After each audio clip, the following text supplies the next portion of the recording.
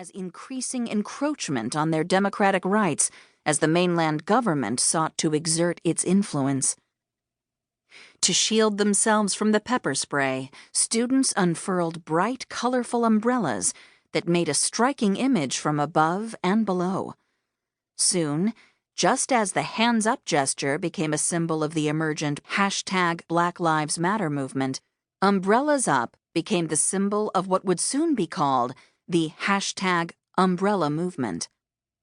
Photos of unfurled umbrellas appeared on social media, on sites such as Twitter, Instagram, and Facebook, as protesters chanted in Cantonese, "I want true universal suffrage."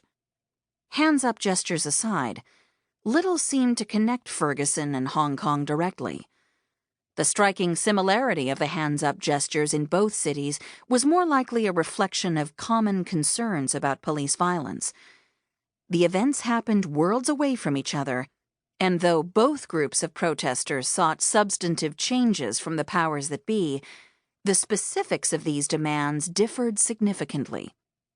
One group called for an end to police violence. Another group called for universal suffrage. Both worried about the harmful encroachment of the state into aspects of daily life. On occasion, there was deliberate crossover, as when Ferguson protesters donned umbrellas against the rain and cheekily thanked protesters in Hong Kong for the idea. Protesters in Hong Kong adopted some slogans from the #BlackLivesMatter movement, like "I can't breathe," a reference to the last words of Eric Garner, a man choked to death by police in New York City. In the case of Hong Kong, "I can't breathe" was more metaphorical, suggesting the suffocating effects of limited suffrage. These gestures, though fleeting and infrequent, helped demonstrate solidarity as both movements made international headlines. Andrew Kling at Andrew A. Kling, #Hong Kong. Thanks for the umbrella idea.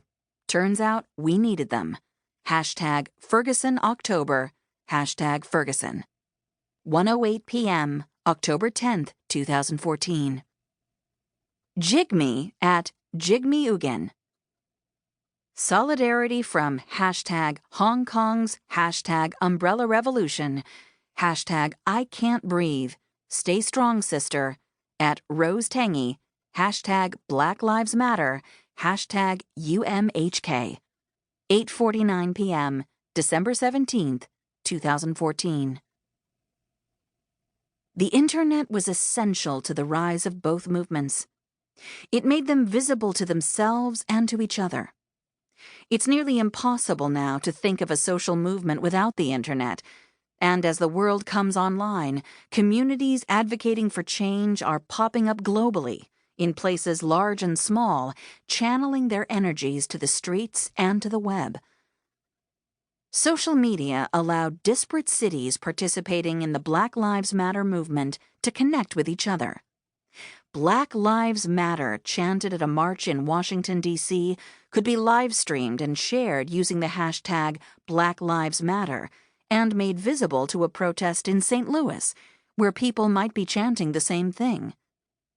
An umbrella sticker posted on a lamppost on a busy street in Hong Kong could inspire someone to share a similar sticker in a Chinese diasporic neighborhood in Los Angeles.